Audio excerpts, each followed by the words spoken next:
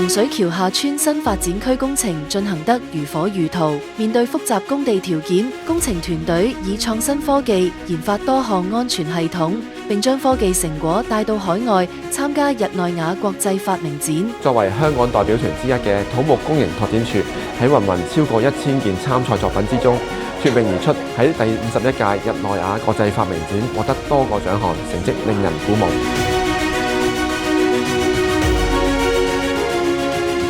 智能守衛系統結合感測器同智慧分析技術，可以全天候監察工地出入口同關鍵危險位置，自動識別異常行為，令到前線迅速處理潛在危機，減低人為疏忽引致嘅意外。憑住呢套主動預警同決策支援能力，系統獲得金獎肯定。工人喺密閉空間裏邊，不時都會發生意外，因為密閉空間咧環境通常都非常之狹窄，通風又唔足夠，氣體非常之容易積聚，風險係極之高。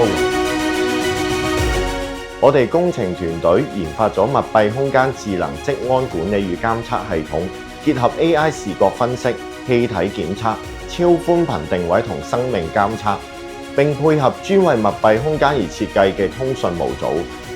所有嘅數據會即時傳送到管理平台，方便管理人員持續監察，形成監測、分析、預警、應變嘅安全閉環。呢套系統唔單止安裝快捷，而且部署靈活。工程團隊能因應唔同密閉空間，迅速調配監察設備，輕鬆建立安全防護網，大大提升安全管理效能。土木工程拓展處一向致力應用創新科技，